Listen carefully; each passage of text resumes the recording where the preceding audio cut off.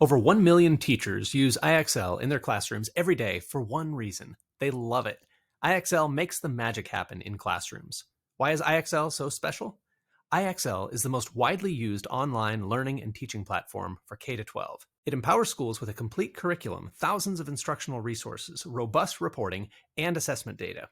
IXL saves teachers valuable time with ready-made plans aligned to their standards and textbooks. Built-in engagement tools like custom competitions make learning fun for students. Dr. Trujillo, a district superintendent, says, "For the teacher, IXL opens up the door to be a lot more effective and provide more differentiated instruction. Empower your teachers with the tools and insights they need to enhance instruction, all in one single, easy-to-use platform." Get started today at IXL.com. Welcome to Principal Center Radio, helping you build capacity for instructional leadership. Here's your host, Director of the Principal Center, Dr. Justin Bader. Welcome, everyone, to Principal Center Radio. I'm your host, Justin Bader, and I'm honored to welcome to the program Brenda Yoho. Brenda's career in public education spanned more than 25 years as a teacher, elementary principal, middle school principal, and director. And she now provides encouragement and leadership advice at BrendaYoho.com and coaches and mentors school leaders. She's the author of the new book, Lead with Two Rules, Feeling Good and Feeling Safe, which we're here to talk about today. And now, our feature presentation. Brenda, welcome to Principal Center Radio. Thank you, Justin, for having me. I look forward to talking with you. Well, I'm so excited to talk with you about the book and was happy to endorse the book after reading it and just really enjoying it. In Lead with Two Rules, you talk primarily about your experience as a middle school principal. Take us into the origin of the two rules, feeling good and feeling safe, and how those came to be and came to life in your middle school. You know, you have to really love middle school to be part of middle school. No day is ever the same. But I came about two rules, as I show in my book, as a transition through my career and actually in my life. And it's important, I think, even in today, as we think as adults in our world right now, as things are unveiling themselves, that everybody wants to feel good and everybody wants to feel safe. And one of the things that I learned early on in life and in my career is that the most important time in our lives is the time we spend in school. And when we go to school as children, we want to feel good. We want to feel safe. We look to our trusted adults at the school. They spend a lot of time with us. And we really want them to make us feel that way. And they have a lot of power in being able to do that. And I think as I grew in my profession, I realized that more and more. And I'm so thankful and blessed that parents trusted me with their children. And I thank them all the time for allowing me that opportunity. So two rules came about because of my experience as a child. So in third grade, I had a horrific trauma that happened to me. I experienced death for the first time. And if you can recall in your life, the very first time you experienced someone dying in your family or someone that was very close to you, it's a horrible feeling. And I watched that and I saw my mother just crumble, and it really bothered me so much. And I went through that for a period of time, watching from my mom finding out that her mother was terminally ill. And we traveled there and I saw my grandmother in the hospital and saw my mother and how she reacted and responded, and me being shuffled out quickly and watching all of that trauma, that it really stayed with me. And of course, I go back to school and nobody really is talking with me because at that time, you know, I'm a little bit older than most of the people probably listening. In that time frame, we didn't have a lot of social workers and people that would talk with us about death and take the time. And my third grade teacher, you know, we took a test, and I'm a rule follower. And she said, you need to take it home and have your family, your parents go over it with you and sign it and return it. And so I did. But the problem is that nobody knew. My parents were uneducated. They didn't know how to read, write, or anything. They didn't have a formal education. But my mom knew how to write her name beautifully. And she respected teachers so much So she was going to write her name on my paper and I was going to walk to school. The school was just down the road. She wrote her name about 5 times. She'd write it and erase it because she didn't think it was good enough. And I said, Mom, I've got to take the paper. I've got to get to school. Finally, I was off to school and I put the paper on the teacher's desk. There were lots of kids around her, and I just walked quietly back to my desk and I heard her call my name and said, Brenda, I think you signed this test. And I'm shaking my head, no, go out to the hallway. And she's yelling at me, and I'm embarrassed because I was a very shy little girl. And then she goes and gets the other teacher. Now all 2 classrooms are looking at me, and I just felt horrific. And she said, I'm going to call home. And I'm like, no, no, please don't call home. And she thinks that's a sign that I'm guilty, but it wasn't. It's just I didn't want my mom to be embarrassed. And so that's really where Two Rules kind of started, because I didn't feel good and I didn't feel safe. And I didn't feel good or safe until I got to high school. And I met a new group of teachers who really made me feel good about being at school, and they made me feel safe. And I just worked from that point further into my career and really worked towards helping kids understand that there were trusted people who were going to make them feel good and safe. I worked on bullying and stranger danger because we had an episode here in our community where a girl was taken and she was found killed in a cornfield close to our home. So that's where it started. Yeah, that was a powerful story that really stuck with me from the book, of just not being believed, not being trusted, and having all of this backstory to why this paper had multiple attempts at a signature, and there being a good explanation for that, but not really having the chance to explain yourself, and not wanting to put your mom in that position. And I could see so clearly how that came through in your leadership, especially as a middle school principal, wanting to create the kind of environment where students feel good, where students feel safe, where they feel known and connected to their teachers. And it really brought me back to my experience as a middle school teacher. And I was never a middle school administrator, but as a sixth and seventh grade teacher, having worked with students who were dealing with many of the same issues in their lives, issues stemming from a lack of resources in the community, from parents who maybe did not have the best experiences with school. I love the way you frame that need to build relationships and that need to build that trust with students. We hear a lot about trying to be trauma informed, trying to be sensitive. There are all these kind of newer terms for what we're talking about. But what I loved about the way you framed things is that you can picture caring educators doing this in any era, right? Whether that's today, whether that's 100 years from now or 50 years ago, the fundamental relationship between educators and the students they serve has always had certain qualities to it. And in the story that you just shared of when you were in third grade, like obviously those were lacking, but those were things that could have been in place then, right? Listening to children and being kind and compassionate are not new ideas that were invented recently. Take us in a little bit more to the story of your middle school. Like, what did you see your students needing that perhaps they weren't getting, that the Two Rules helped you put in place? When I first started in middle school, I worked in my community. So this was the hometown that I grew up in. I started as an assistant principal. And then I moved to a large unit district where I had a group of 602 students. So that's a big, large group.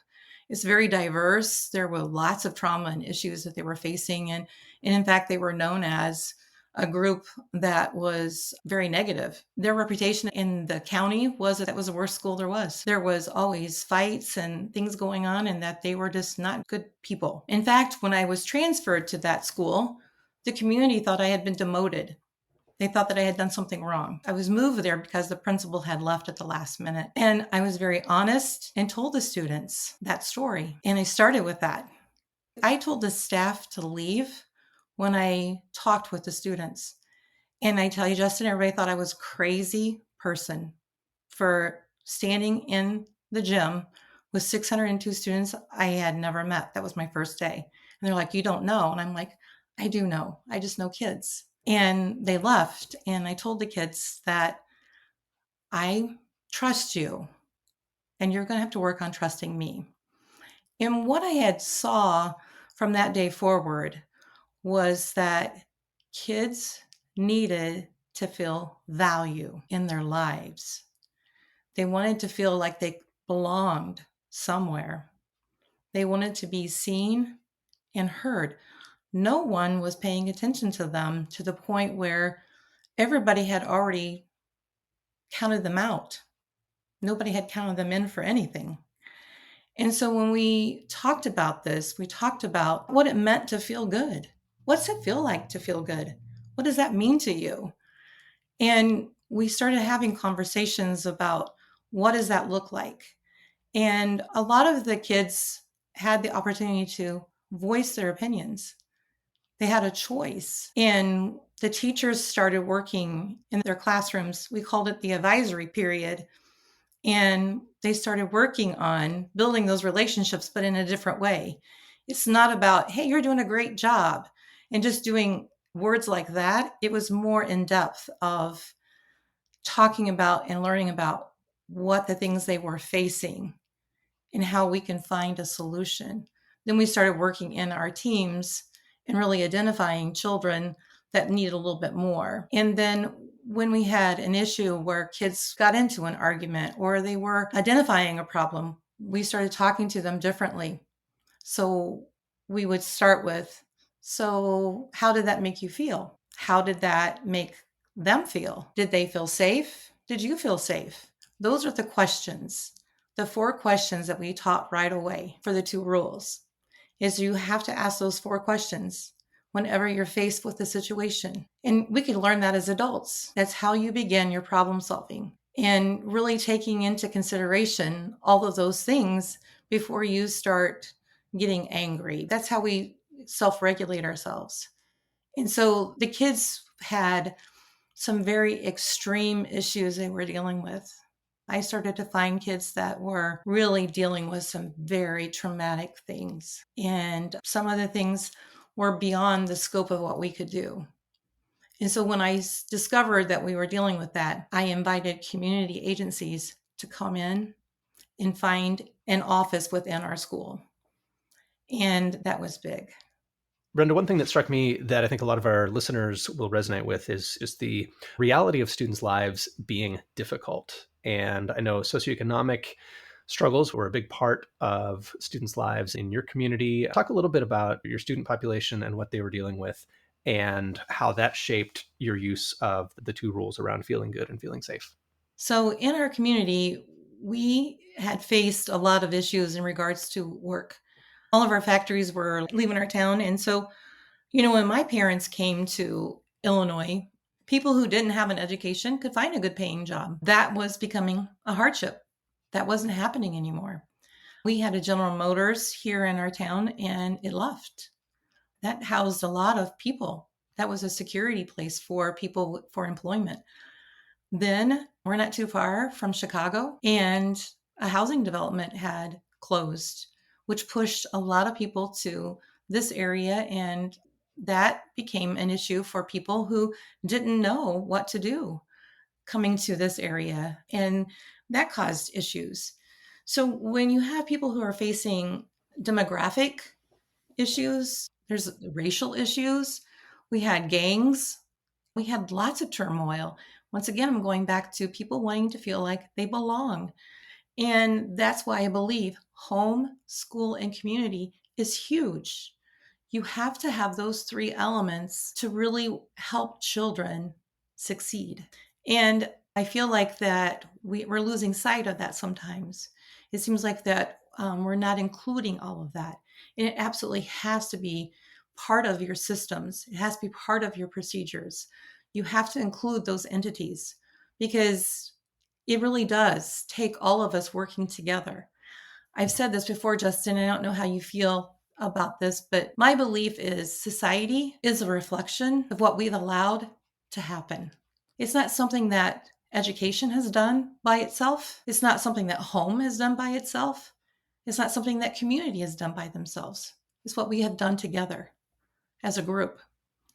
And we need to take ownership in that together. Policies are put in place for educators to follow. And that is because community members vote for people in office who make the rules and regulations that educators follow. And homes are faced with issues of work, the prices of things. I mean, inflation right now is huge for people, jobs are huge. And right now, the division in our nation is huge. I believe strongly in the factor of bullying. It's been around when I was a kid. It's still around, even though we try to fight against it. And last year, a 10-year-old boy committed suicide. Why? Not too far from here. My granddaughter had a classmate in high school, a freshman, who tried to commit suicide. He wasn't successful, thank God. But he tried to commit suicide. Our young people are trying to commit suicide. How awful is that? We've got to do something together in helping kids feel good and safe. And one of the themes that I think comes through so strongly in your book is that adult responsibility, is saying, okay, we're going to be realistic about the challenges that our students are facing in the community. Again, when I was a middle school teacher, I think it was probably the toughest middle school in Seattle in terms of just community violence and poverty and just the issues that students dealt with outside of school. But I really have to say, school was a safe place, right? Those issues were out there. We could not cure them on our own. But when students walked in the door, they were safe. Yes, we had some behavior things happen, as is the case in any middle school. Things are going to happen. Things are going to happen out in the community. But as adults, if we take responsibility for creating conditions within the part of society that we control, which is within the four walls of the school, we can do some amazing things and we can really have some opportunities to change kids' lives. Talk to us a little more. You mentioned bullying and how profound an impact that can have on young people. I feel like today the conversation has shifted to one that is more of kind of throwing our hands up and saying, well, these students have all these troubles that they're dealing with in their lives. So what are you going to do? And it's never said that way explicitly. It's often framed in terms of being trauma informed or restorative. Like we have all of these things that sound good and I think could be good. But what I fear that we are losing sight of is precisely what you focus on in the book, ensuring that students are safe, that they feel good, and that we are actually taking that adult responsibility for protecting them within the school environment. So talk to us a little bit more about dealing with bullying, making sure that we're giving students the support they need and helping everybody feel safe. Because I feel like that's so important and not getting the attention it needs right now. I agree with you wholeheartedly, Justin, because bullying, is one of those words that we have misused often. So Johnny got pushed down on the playground. Mom calls the principal and says he's being bullied. That's one incident. That's not bullying. That's kids being kids. That was a mistake.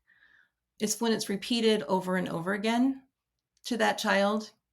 And a bully is somebody who's getting power over another continuously. And I think that what we need to do is to explicitly talk about that and help our children understand how to respond and how to have these conversations. We are at a time where we're not learning how to have conversations, face-to-face conversations. It's so easy to do the technology and type things when somebody's not standing next to you or standing in front of you. The cyberbullying and then doing all this other stuff is huge. There was an incident that I heard about where a kid did a Snapchat and kept sending stuff and accusing a girl of being racist, but the other girl was sending it to herself, trying to get the other girl in trouble. And there's lots of different things that kids can do. They're smart. Our children are very smart. They can do lots of different things. And we need to direct that and channel that energy into the right focus. And I think that's our responsibility as parents, number one, as parents and as community, and as to help fuel that with positive conversations and learning how to have those conversations. One of the things that is the foundation of two rules is choice. And one of the things that I emphasize is that children need to be responsible and accountable for the choices that they have. In the same sense, I want the children to have the choices in student-led conferencing. I want them to be responsible with those choices that they're making with education, Education is something we do with children, not to them. And when we start to change that, children will have more ownership into the learning that they're doing, and that they see a need and a value in what they're gaining and where they're going, and how they can explain that to their parents, and that parents can come in and see what's going on, and how we as teachers, as educators, can help bring value to parents by helping them see and help teach them what the children are learning and how they can help them elevate them. So that's another thing that's part of two rules and what systems and procedures that you can have. Working all together, we're a team helping to elevate the child to the best success they can have. Absolutely. And the two rules, we should say, are explicitly shared with students and parents and talked with all the time, right? Like this is an ongoing conversation. How can you feel good? How can you feel safe? How can you make sure other people feel good and feel safe? And Brenda, I love the way that those two rules about feeling good and feeling safe really are something that students can take with them, right? Those are decision making heuristics or tools that students can use all throughout their lives to make good decisions, to deal with whatever comes their way. And as parents, that's what we want our students to walk away with, right? We don't want school to be this kind of different universe where when you walk out of the schoolhouse doors everything changes. Like we want school to equip students for life. Talk to us a little bit about how you see those two rules playing out throughout students' lives and being kind of a transferable asset that they can take with them. So when they're able to learn that process of asking those four questions, they're learning the beginning of problem solving and how to master that concept. So I don't think that we've ever approached children in that fashion, in a way that we've actually taught what it means to problem solve, and actually what it means to take into consideration not only ourselves, but others. And I think that when they walk away from school having that concept, because the ending of my asking of those four questions, I always tell the students, you can always choose to be part of the problem or part of the solution. The choice is always yours to make. I think I have grown men with beards, full beards, coming up to me and saying, hey, I'm part of the solution now. I think that they take that concept and they can really think deeply about issues that are going on in their lives, their communities, in our country. And they can utilize that information with being able to figure out how I can be part of the solution. What can I do to help with this? And I've seen that play out with a few of my students. I have one student who's in Washington, D.C. right now.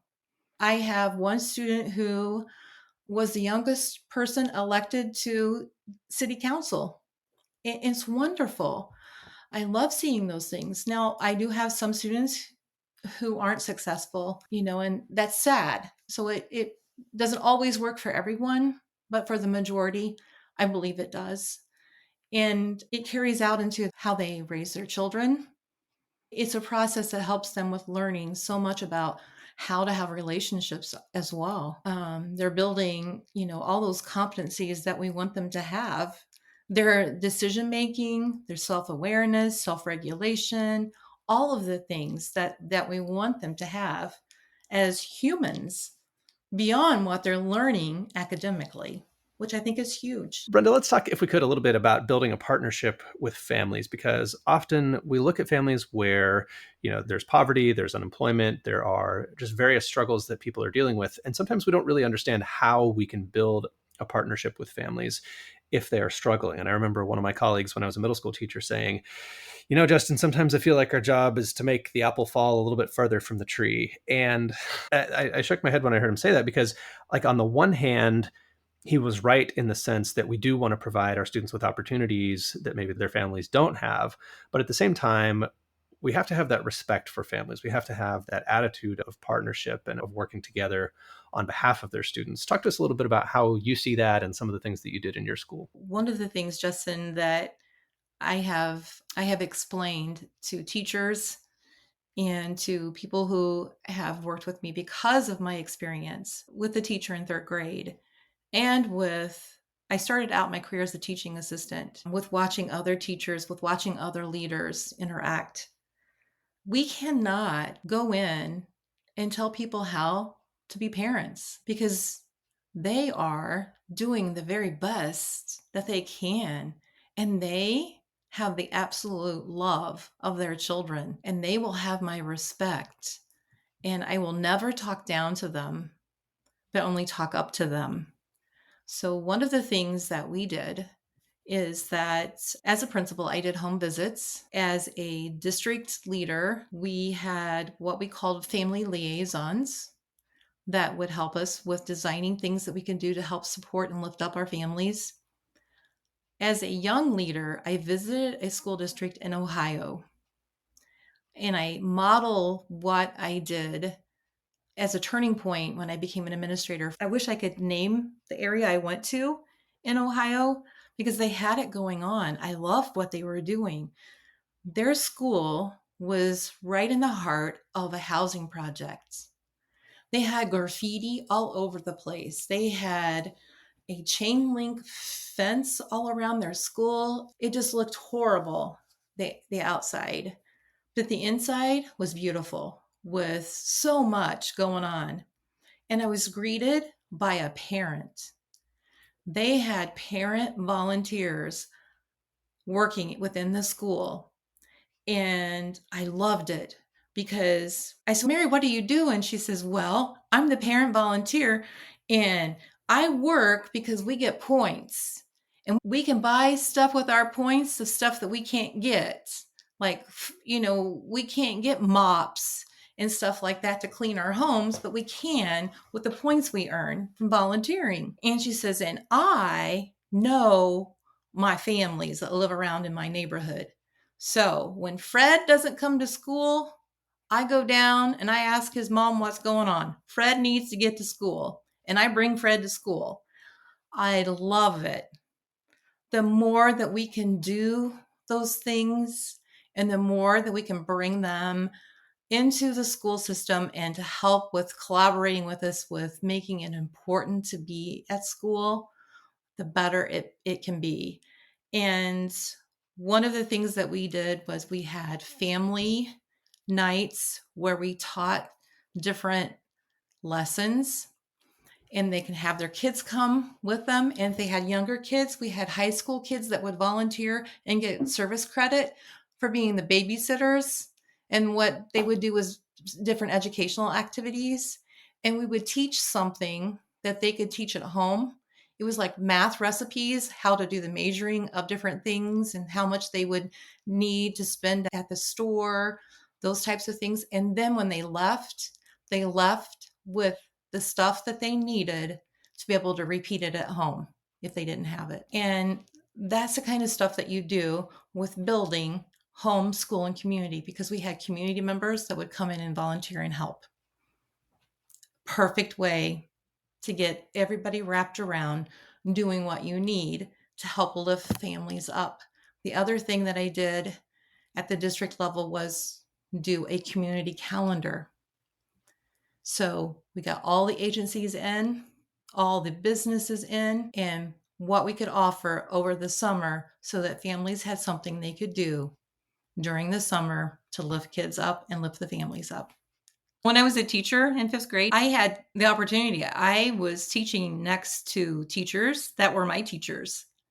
That was so intimidating for me, but so eye-opening for me because I could hear them having discussions about kids. And in my mind, I'm thinking, oh my God, is that what they were saying when I was one of their kids? So it puts you in that kind of a frame of mind. You're like, oh my gosh. But I was a first year teacher and I was killing myself I was grading everything. I mean, everything, which you don't have to do. And I remember this story that one of the teachers told me, and I have never gotten over it.